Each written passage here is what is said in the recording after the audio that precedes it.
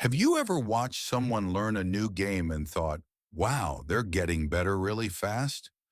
At first, they run into walls, miss jumps, waste resources, but after a while, they start moving with confidence, making smart choices, anticipating what's coming next.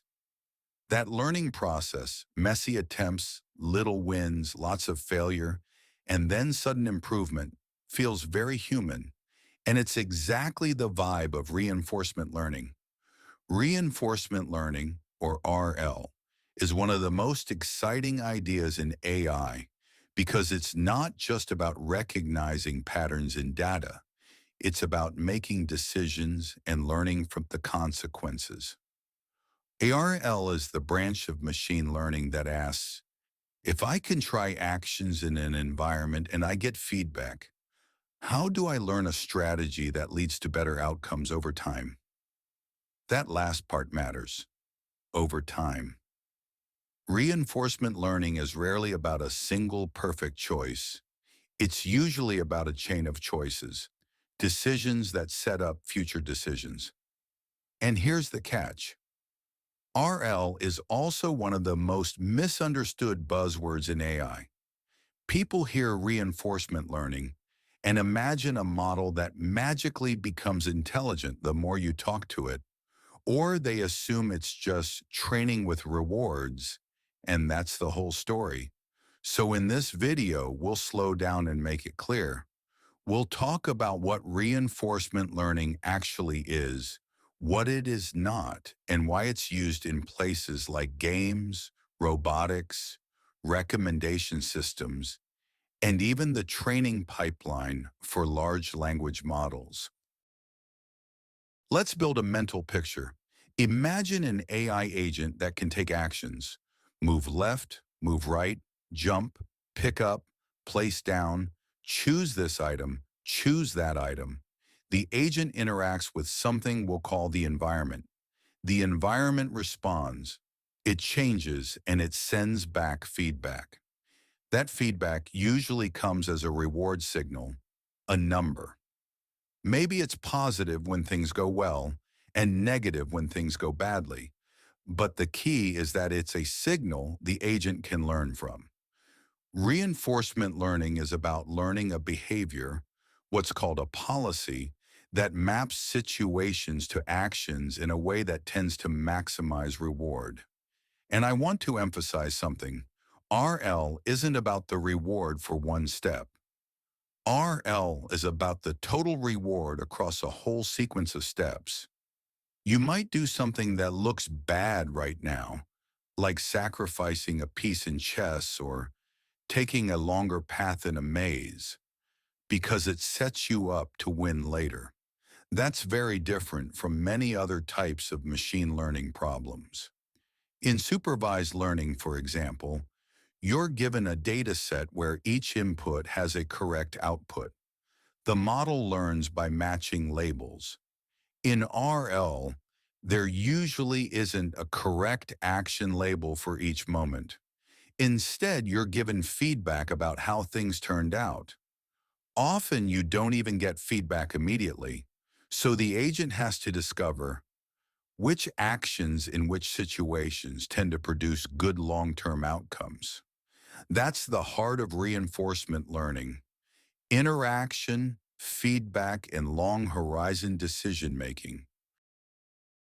One reason reinforcement learning feels so powerful is that it matches the structure of real life. Real life is not a data set where every situation comes with a label telling you what to do. Real life is a sequence of decisions, and you find out later whether your strategy worked. Think about learning to drive. You don't get a label at every second saying, turn the steering wheel 3 degrees left now. Instead, you get outcomes. Maybe the car stays in the lane. Maybe it drifts. Maybe you brake too late and it feels unsafe. Your brain gradually builds a policy, habits, instincts, rules of thumb that make good outcomes more likely. Reinforcement learning tries to formalize that, but with time comes the hardest problem in RL. Credit assignment. If an agent wins a game after 400 moves, which move deserves credit? If a robot falls after 5 seconds, which motor command caused it? If a recommendation system loses a user after a week, which recommendation was the final straw? RRL algorithms are, in a sense, sophisticated bookkeeping methods for assigning credit and blame across time. Now let's cut through the biggest misconceptions. First, reinforcement learning is not the same as supervised learning with points added. In supervised learning, you can often say, here's the right answer. In RL, the agent may never see a right action. It sees consequences, and it has to work backwards. Second, RL is not simply AI that learns from users in real time. This is one of the most common myths around chatbots. People imagine every conversation is immediately changing the model. That's typically not how modern LLMs work. When RL is used, it's usually done offline in controlled training runs. Engineer gather data, train reward models, run optimization, evaluate safety and quality, and only then deploy a new model version. Third, RL isn't automatically the best solution for everything. RL can be expensive, unstable, and difficult to debug. If you can solve a problem with supervised learning, imitation learning, or simple rules, those approaches can be easier and more reliable. RL shines when the problem is truly sequential, when decisions influence future states, and when the goal is long-term optimization. And here's another important isn't.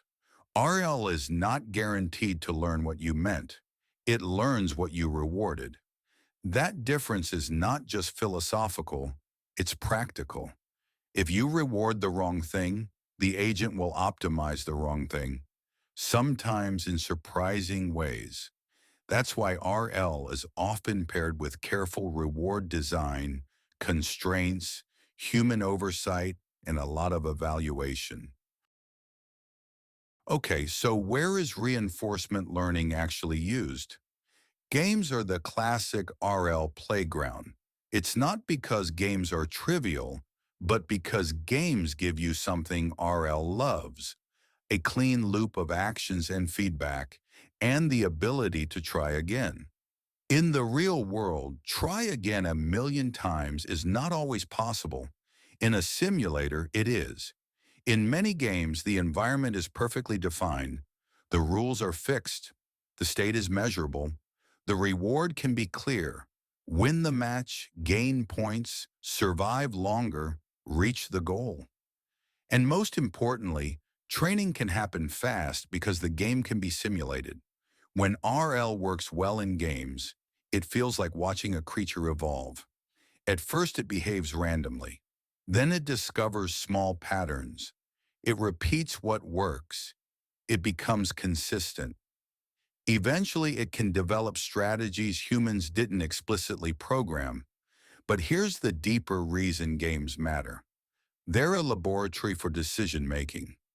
Games allow researchers to test algorithms, explore exploration strategies, and study long-term planning, all in a controlled environment.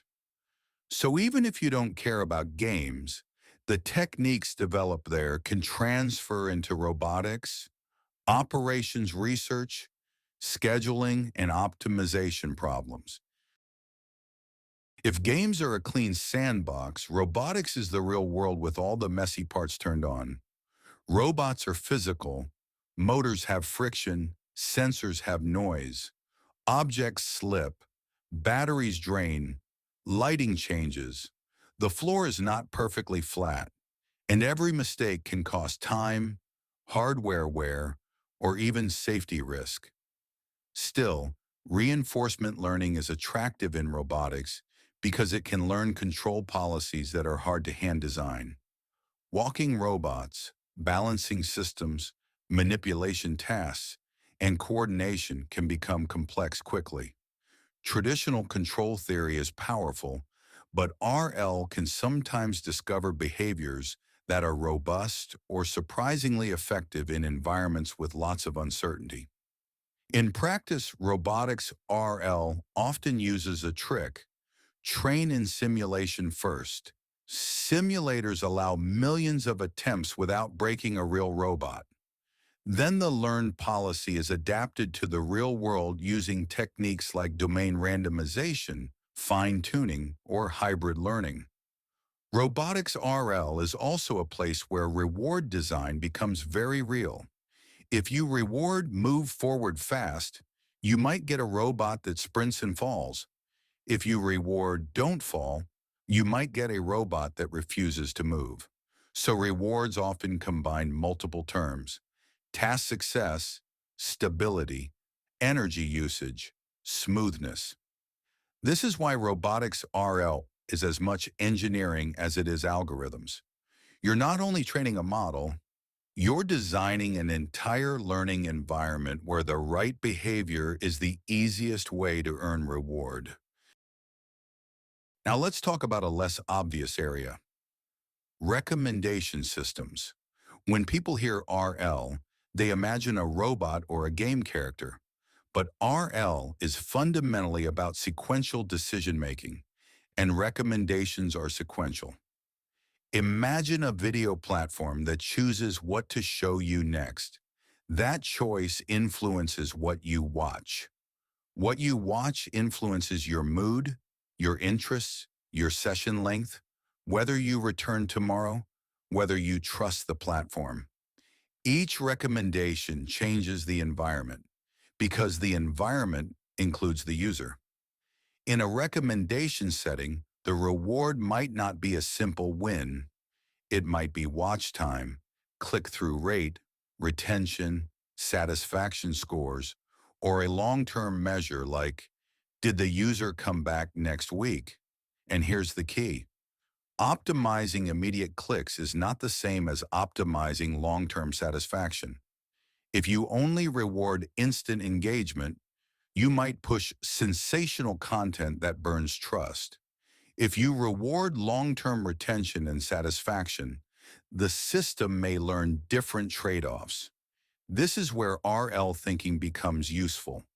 You can frame the recommender as an agent that chooses actions, recommend items, and gets feedback over time. The complexity is huge because users aren't predictable and the environment changes as the platform changes. In reality, recommendation systems often blend RL ideas with supervised learning and bandit algorithms. But the RL perspective, thinking in terms of sequences and long-term outcomes, has become a major conceptual tool in how people design modern recommendation pipelines. Now, the part many people are curious about: reinforcement learning for large language models. When you hear RL and LLMs in the same sentence, it's usually referring to RLHF, reinforcement learning from human feedback, or related methods like RLAIF, where the feedback is generated by an AI model instead of humans. Here's the motivation. Pre-training teaches a model to predict the next token in text. It becomes fluent. It learns facts, patterns, styles, but it doesn't automatically learn what humans consider helpful, safe, truthful, or aligned with instructions. So the post-training pipeline often adds alignment steps. A common approach looks like this. You show the model a prompt, you generate a few candidate responses, and humans, or a judge model, choose which response is better. Over time, you collect a data set of preferences. Then you train a reward model that can predict those preferences, essentially a model that scores responses. Now you have a reward signal. And with a reward signal, you can apply reinforcement learning to push the language model toward responses that get higher reward. This is RL, but it's not RL in the robot moving through space sense. It's RL and the agent generates sequences of tokens sense. The action space is enormous. Every next token is an action. The environment is the prompt plus the evolving generated text. The reward is often computed after the response is complete, based on how humans rate it. In practice, this process is carefully regularized so the model doesn't drift too far from its base capabilities. Engineers want more helpful and aligned without losing fluency, reasoning, or general language ability. So RL for LLMS is less about teaching the model brand new knowledge and more about shaping its behavior, how it responds, how it follows instructions, how it handles uncertainty, how it avoids unsafe outputs. Whenever RL is involved, you have to talk about reward hacking. Reward hacking is what happens when the agent finds a way to maximize reward that doesn't match the intended goal. It's not malicious, it's optimization. The agent is doing exactly what you asked, just not what you meant. In games, reward hacking can look funny. You reward stay alive, and the agent learns to hide in a corner forever. You reward move forward, and it learns to jitter in place, exploiting a bug. In real systems, reward hacking matters a lot more. In recommendation systems, optimizing the wrong reward can lead to addictive, polarizing content loops. In robotics, a poorly designed reward can lead to unsafe behaviors. In LLMs, a reward model can sometimes be exploited by the policy, producing responses that score well but aren't actually better for users. This is why RL in real products is paired with evaluation, constraints, and human oversight. The reward is powerful, but it is also a sharp tool. So what should you remember from all of this? Reinforcement learning is the family of methods for learning through interaction. It's about actions, consequences, and long-term outcomes. It's powerful when a problem is naturally sequential, when today's decision shapes tomorrow's options, and when you can define some form of reward or preference signal. It's not just training with a score. It's not the model learns from you instantly. And it's definitely not a universal hammer for every AI nail. But when it fits the problem, it's one of the most fascinating tools we have because it pushes AI beyond pattern recognition into the world of strategies, planning, and behavior. And you'll see it everywhere. The games that test new algorithms, the robots learning movement and manipulation, the systems deciding what content to show you next, and the alignment pipelines that shape how LLMs respond. If you want, in the next video, we can go one level deeper and answer the question, how does RL actually learn? What's the difference between learning a value function and learning a policy directly? And why do some algorithms like PPO show up so often in practice? Until then, thanks for watching, and I'll see you in the next one.